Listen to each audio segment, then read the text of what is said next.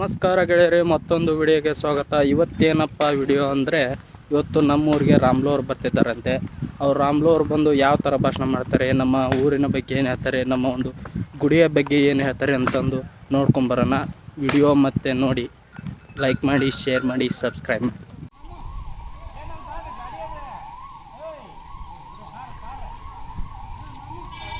ನಮಸ್ಕಾರ ಗೆಳೆಯರೆ, ಇವತ್ತು ನಮ್ಮೂರಿಗೆ ಯಾರು ಬಂದರೆ ಶ್ರೀಯುತ ರಾಮ್ಲು ಅವರು ನಮ್ಮ ಊರಿಗೆ ಆಗಮಿಸ್ತಾ ಇದ್ದಾರೆ.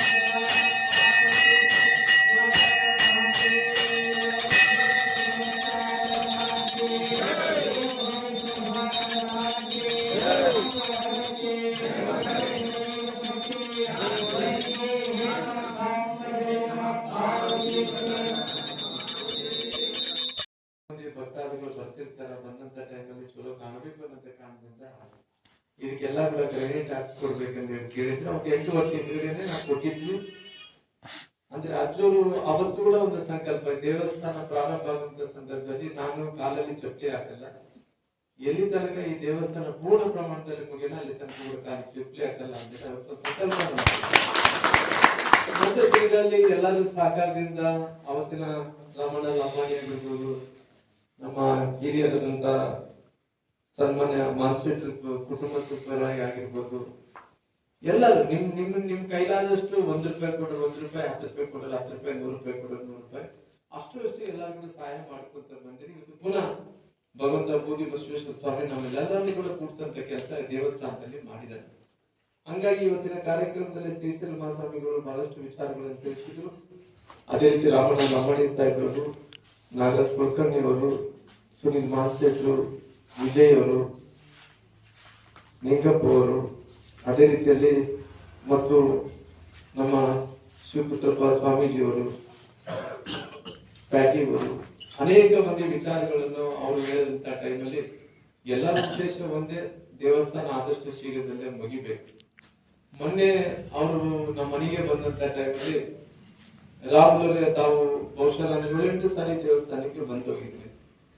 ಅವ್ರು ಮೊನ್ನೆ ನನಗೆ ಆಹ್ವಾನವನ್ನು ಕೊಟ್ಟಂತ ಟೈಮಲ್ಲಿ ರಾಮ್ಲೋರೆ ನೀವು ಬರಬೇಕು, ಬೂದಿ ಬಸವೇಶ್ವರ ಸ್ವಾಮಿಯವರ ಮಹತ್ವವನ್ನು ತಾವು ನೋಡ್ಬೇಕು.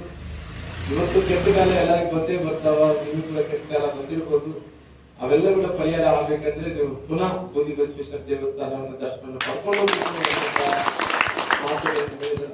ಸಂತೋಷದಿಂದ. ಯಾಕಂದ್ರೆ ಇವತ್ತು ನಿಮ್ಮ ಮನಸ್ಸಿನಲ್ಲಿ ರಾಮದೇವರ ಅಧಿಕಾರ ಇದ್ರೆ ಕೂಡ ನೀವು ಪ್ರೀತಿಯನ್ನು ಕೊಡ್ತೀರಿ, ಅಧಿಕಾರ ಇಲ್ಲಿದ್ರೆ ಕೂಡ ಪ್ರೀತಿಯನ್ನು ಕೊಡ್ತೀರಿ. ಯಾಕಂದ್ರೆ ಅಷ್ಟೊಂದು ಹಚ್ಕೊಂಡಿದ್ದೀರಿ ರಾಮದೇವರ ಅದು ಯಾವ ಜನ್ಮದ ಋಣವನ್ನು ನನಗೆ ಗೊತ್ತಿಲ್ಲ, ಹಾಗೆ ಅಷ್ಟೊಂದು ಪ್ರೀತಿಯನ್ನು ಕೂಡ ತಾವು ಕೊಟ್ಟಿದ್ದೀವಿ. ನೀವು ಕೂಡ ಅದೇ ರೀತಿಯಲ್ಲಿ ಪ್ರೀತಿಯಿಂದ ನನಗೆ ಬೆಳೆಸುವಂತ ಕೆಲಸ ಕೂಡ ನಾವು ಮಾಡಿದ್ದೀವಿ. ಇವತ್ತು ಇಡೀ ರಾಜ್ಯದಲ್ಲಿ ಒಂದು ಕಡೆ ಅತಿವೃಷ್ಟಿ ಆಗ್ತಾ ಇದೆ, ಅನಾವೃಷ್ಟಿ ಆಗ್ತಾ ಇದೆ.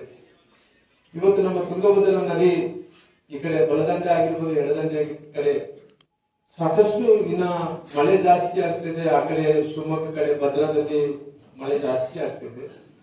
ಇವತ್ತು ತುಂಗಭದ್ರಾ ನದಿ ಇವತ್ತು ಹರಿಯುತ್ತೆ ತುಂಬಾ, ಸುಮಾರಾಗಿ ನಿನ್ನೆ 2 ಲಕ್ಷ ಕ್ಯೂಸೆಕ್ಸ್ ನೀರನ್ನು ಬಿಟ್ಟಾರೆ.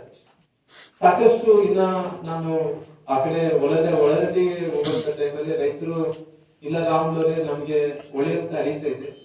ಒಂದು ಕಡೆ ಅತಿವೃಷ್ಟಿ ಆಗ್ತಾ ಇದ್ರು, ಒಂದು ಕಡೆ ಅನಾವೃಷ್ಟಿ ಕೂಡ ಆಗ್ತಾ ಇದೆ. ಇವತ್ತು ಎಲ್ಲೆಲ್ಲಿ ನೀರು ಸಿಗ್ತಾ ಇದ್ದನೋ ಕೆಲವು ಮೋಟರ್ ಹಾಕೊಂಡವರು ಮೋಟರ್ಗಳು ಸುತ್ತೋಗಿಲ್ಲ, ಕರೆಂಟ್ ಇಲ್ಲ, ಅಲ್ಲಿ ದೂರದಿಂದ ಹೊಲಗಳಲ್ಲಿ ಅವರು ಬಿತ್ತನೆ ಮಾಡ್ಕೊಂಡಿದ್ರು ಒಣಗಿ ಹೋಗ್ತಾ ಇದ್ದಾರೆ. ಅತಿವೃಷ್ಟಿ ಅನಾವೃಷ್ಟಿ ಇದ್ದಂತ ಟೈಮಲ್ಲಿ ಕೂಡ ನಾನು ನಮ್ಮ ಅಧ್ಯಕ್ಷರಾದಂತಹ ವಿಜಯೇಂದ್ರವರು ಒಂದು 5 ತಂಡಗಳನ್ನು ಮಾಡ್ಕೊಂಡು ಎಲ್ಲ ಕಡೆ ಹೋಗ್ಬೇಕು ಅಂತ ಸೂಚನೆ ಮೇರೆಗೆ ಪುನಃ ಮುಖ್ಯಮಂತ್ರಿ ಗಮನಕ್ಕೆ ತರಬೇಕು, ಮುಖ್ಯಮಂತ್ರಿ ಗಮನ ಸೆಳೆಬೇಕು ಅನ್ನೋ ಕಾರಣದಿಂದ ಪುನಃ ಎಲ್ಲ ಕಡೆ ಕೂಡ ನಾನು ವೀಕ್ಷಣೆ ಮತ್ತು ಹೋಗ್ತಾ ಇದ್ದೀನಿ.